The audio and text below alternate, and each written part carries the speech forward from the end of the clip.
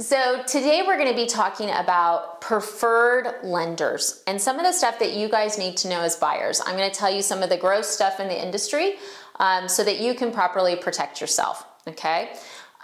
I did a video a couple years ago and I called it the $50,000 cocktail. And the whole premise of the video was based on a local lender who wasn't a very good lender. His rates are incredibly high. He's probably about 0.5% higher than I am and many of his competitors. And everyone was always boggled. Why is anyone giving him loans, right? He doesn't know guidelines. His rates are high. He's not super charming with clients. What's the deal? Okay. And so I had talked to a couple of realtors about this, like, guys, what are you doing? They're like, Jen, he throws the best cocktail parties. We just love him. He throws the best cocktail parties. We just, we want to throw him a bone. Okay. Buyers, you might be that bone that they're throwing because they went to a good cocktail party. Do you really want, here's the thing, buying a house is a big deal. Your mortgage is a big deal. Your mortgage is probably the biggest financial obligation you're gonna have in your entire life, okay?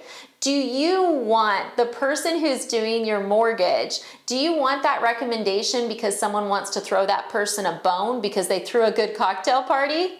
Hell no! Hell no! No, you don't. No.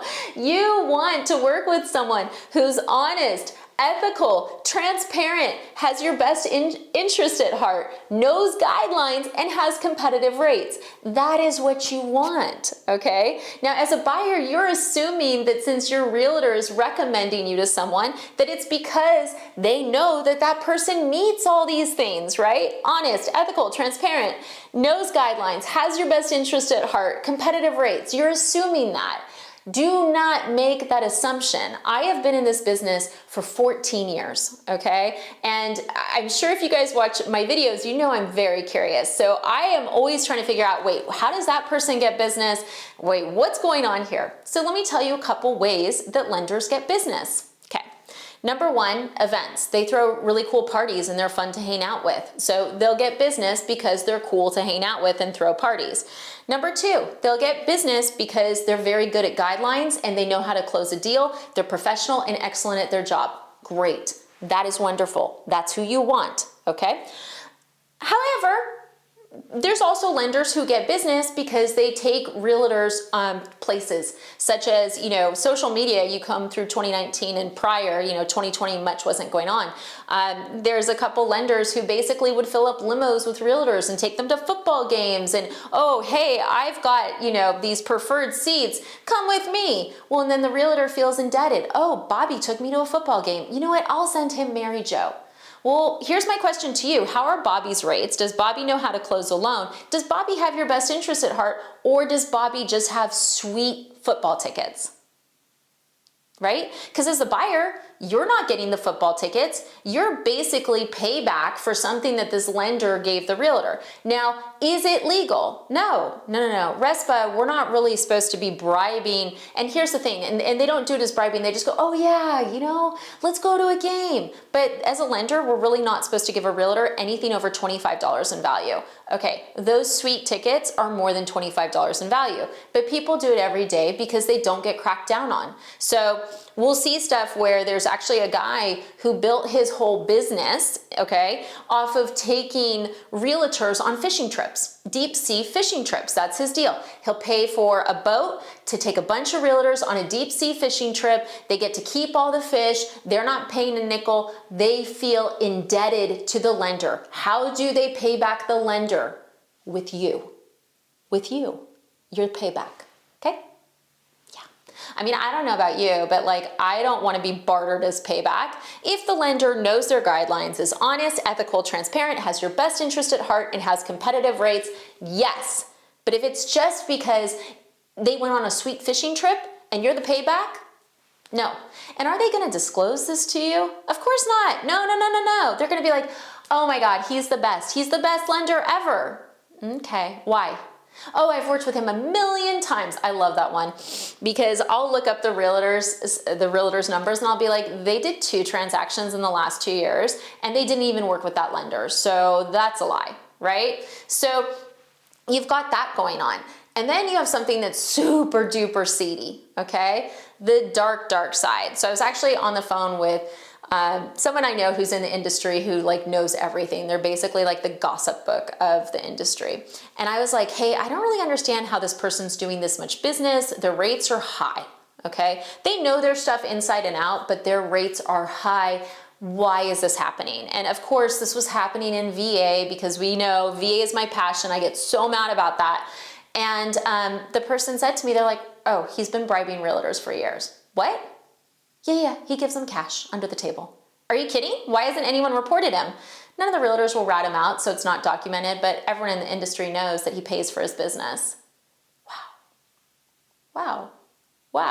You know, and I had heard some rumblings about this before. Like I'd had a couple gals that I work with who had told me that like there was this branch at this company that was offering realtors like $1,000 in cash if they closed a deal under the table. And you know, from my world, I've always been so, I mean, I always tell people I'm the goody two shoes of lending, right? I'm the vanilla goody two shoes basic lender. I was horrified, but then with this, I was even more horrified because this is big scale type of stuff. So, you know, what do you do until you have a realtor that's going to rat them out? That's what's happening. And people don't understand that sometimes someone's getting extra incentive for you to be working with someone else, and that is illegal. So it's really important that you guys know that sometimes realtors are referring you to their preferred lender because they're honest, ethical, transparent, have your best interest at heart, know your guidelines, and have competitive rates. But there's also a lot of times where they're referring you to lenders A because they're not really sure who, but they heard this person was good, B because they went to a sweet party, an event, or because they have some sort of vested interest that's not being disclosed to you. So it's really important for you guys to always have an independent party.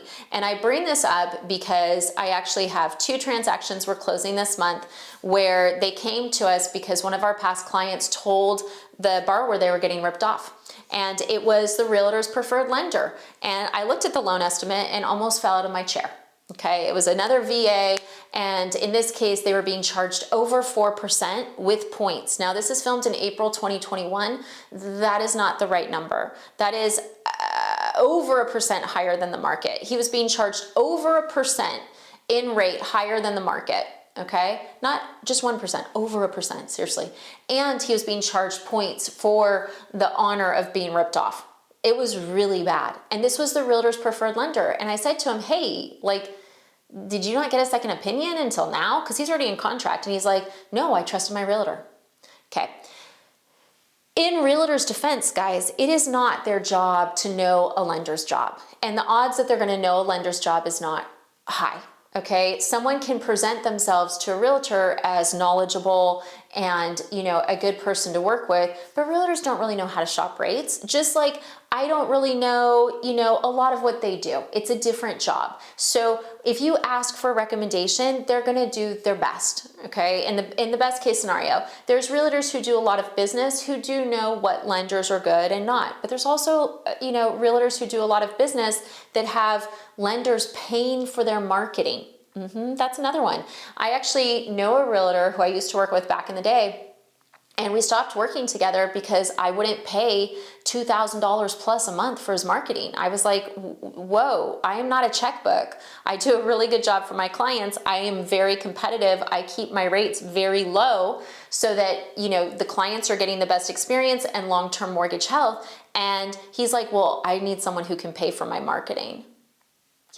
Yeah, his clients now are paying 1/4 to 0.5% more on every single deal because he's getting a check from that lender every month to help with his marketing. And in this case, the way it's being done is totally legal because it is legal for lenders to help pay for realtors' marketing as long as they're both represented. Okay, but you need to understand that sometimes you're being referred to a lender not because they're the best, not because they have the best rates, but because they're writing a check to help with marketing.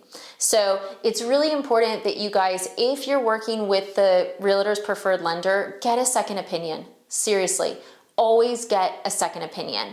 And if that lender's great, cool. Like if people tell me they're gonna get a second opinion on me, I'm like, go for it. Like tell me if someone's beating me, I wanna know. Like tell me, I wanna know if I'm not, doing a great job.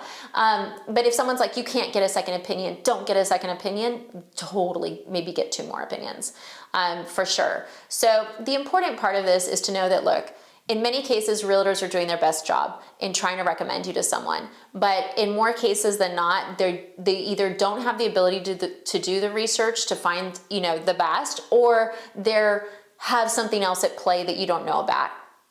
And the bottom line is you don't want to be payback for a football ticket. Right? You don't want a higher rate because your realtor went to a sweet cocktail party. You don't want your loan blowing up in the middle of the transaction because this lender, your realtor really doesn't know, but they brought cookies to their office and they seem like a sweet girl. Okay? You really want the strongest lender you can get. And the way to find that, third-party reviews. Call us. I'm licensed in 46 states. Check out my reviews. Like, very transparent here.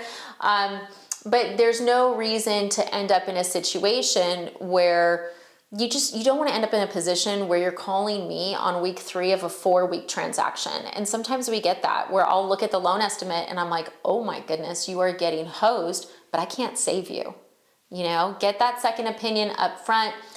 Any lender who's a good lender is going to be okay being checked out. I like it because then it just makes me look even better. I know that's horrible, but I'm like, yeah, call 4 lenders, have a conversation, tell me how it goes. And then, 9 out of 10 times I get a text back that's like, why did you make me do that? And I'm like, it was fun, right? And they're like, okay, let's go. So I hope this has been helpful. This wasn't a me versus, preferred lenders. This was me just saying, hey, look, if a realtor's pushing you to someone, you want to know why. Do not blindly go into it. Get a second opinion. There's a lot of stuff that goes into play. As a lender, people are there's so many coaching calls on how to get more business from realtors. So just recognize that that's going on and make sure that your best interest is being looked after. So get that second opinion. Thanks for watching.